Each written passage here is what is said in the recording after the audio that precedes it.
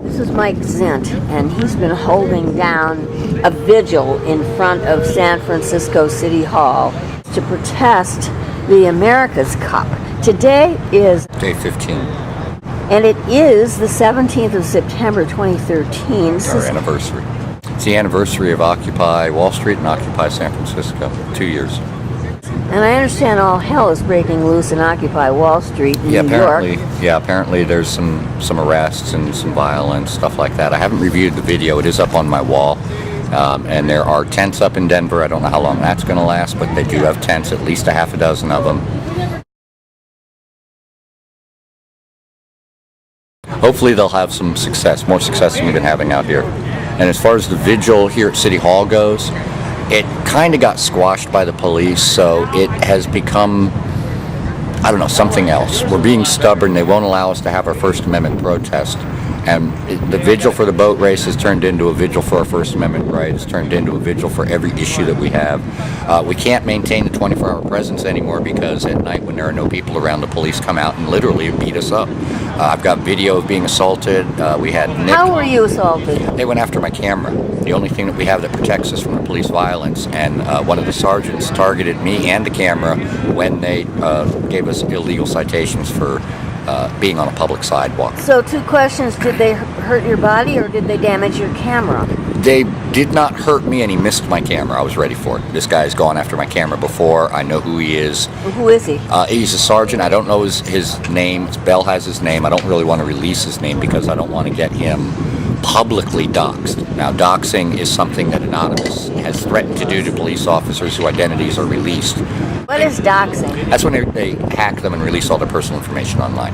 That's not our goal. We don't want to get any of the police in trouble. Instead, we want the police to take off the badge, take off the gun, and cross the line and be with the people. Okay. You got noticed. You got noticed by the San Francisco Examiner a few days ago, and apparently the bleep hat. What did the bleep hat do? Well, calling the mayor names got us the attention. It's just something that doesn't happen. You don't see it. So what did the bleep hat do? How did he respond? He sent the police on us even harder. He said that we could not be in a public park with a sign that is, as they put it, defamation of character. Civil, not criminal, but they were using the police and the park rangers to enforce a civil issue with us. Didn't Ed Lee come out? He came out on the balcony and asked how long we're going to be doing this, and we responded through the duration of the boat race. That's all we saw of him.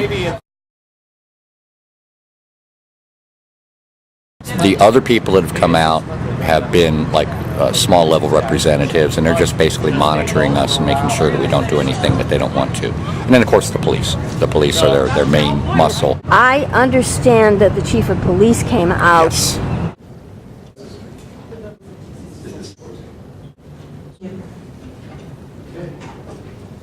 And what happened? Describe that. Did he address you? Did he just look at you? Well, what did he do? I talked to him And briefly. when was that? Yesterday morning he came out and he parked his motorcycle, and I went up and I asked him if I could photograph because he handcuffed his helmet to his bike. And I just wanted a photograph of it. And I said, hey, may I photograph this? And he said yes, and I said thank you, very polite. He knew who I was, I knew who he was. Who was he? What is his name? Police Chief Greg Surf. And he went inside the building, and they are obviously... And he knew who you were? Oh yeah, he knew who I was. How do you know that? Just expression on his face, body language. You can tell when somebody recognizes you. Did he call you by your name? No, he did not. It was Did a very he know short what you've been doing for the last couple of years? Yes. What did your short conversation consist of? It was just basically a may I take this photo and a thank you, but it was more that I'm not intimidated by the fact that the police chief is standing 30 feet away from me, and we were doing stuff that we had already been arrested for, that his police came out and arrested us for. I made sure that he knew that we were doing the same thing. Why don't you arrest us? Just by my actions of being there.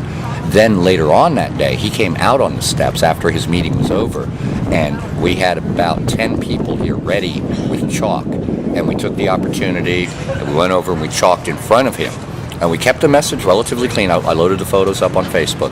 How close were you to him physically? 10 feet. He was at the top of the steps. We were at the bottom of the steps. And did he watch you do the chalking? Yes. He tried not to, but it was kind of hard to notice because it was a spectacle. Every time we go chalk, people stop, pay attention. We got about 40 or 50 people around us watching what we were doing, and then when the cleanup occurred, when they tried to come right behind us. So in the chalking, did you use his name? No.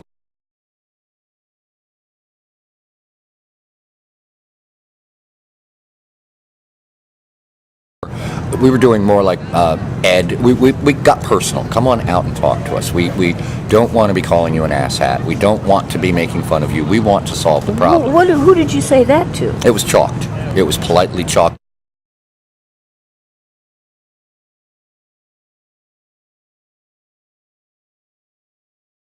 We know that they're paying attention on camera. They see everything that we're writing, and it will be talked about inside the building.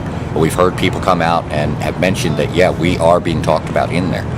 So let's just keep our message on point. Maybe we can make a difference. You just told me that all hell was breaking loose inside, and it has something to do with this. Oh, yeah. What is it? What's going on in there? Right now, there's a city council meeting. There is a city council meeting going on. Board of Supervisors. Board of Supervisors, thank you for clarifying that. And we had a person in there, one of the activists. She came out and gave us a report that there's a lot of talk about corruption within the city hall. And it was, I think she said, Housing Authority and the mayor's office directly are responsible for this corruption. I did not witness it, but I can get an update from her on video, and we can, I can get that to you. She'll be here tomorrow. Do you care to name this person? I don't know her. Well, I know her as Tammy. She is SF Community Organizing. Yes. I've known her for a long time. She goes to the Coalition on Homelessness regularly and to Hospitality House. Both of these groups are directly concerned about homelessness issues. Since one of your issues is homelessness, why are they not out here, and why are they not sending troops out here? Well, this is a slowly developing thing. We have to build this movement basically from the ground up. We have to rebuild after the damage that they did. They shattered this movement. And by this movement, you're talking about Occupy San Francisco. They crushed us. They used tactics that were beautifully orchestrated against us, and now we have to fix all the things that they did. One by one, step by step, we're getting it done. Over the last 2 weeks, with Tammy's help, we have gotten a Twitter account set up for what we're doing. We have a donation coming of a megaphone so that we don't have to keep borrowing City College's megaphone. Once we get that, we need to get a cart again because somebody stole our cart last night.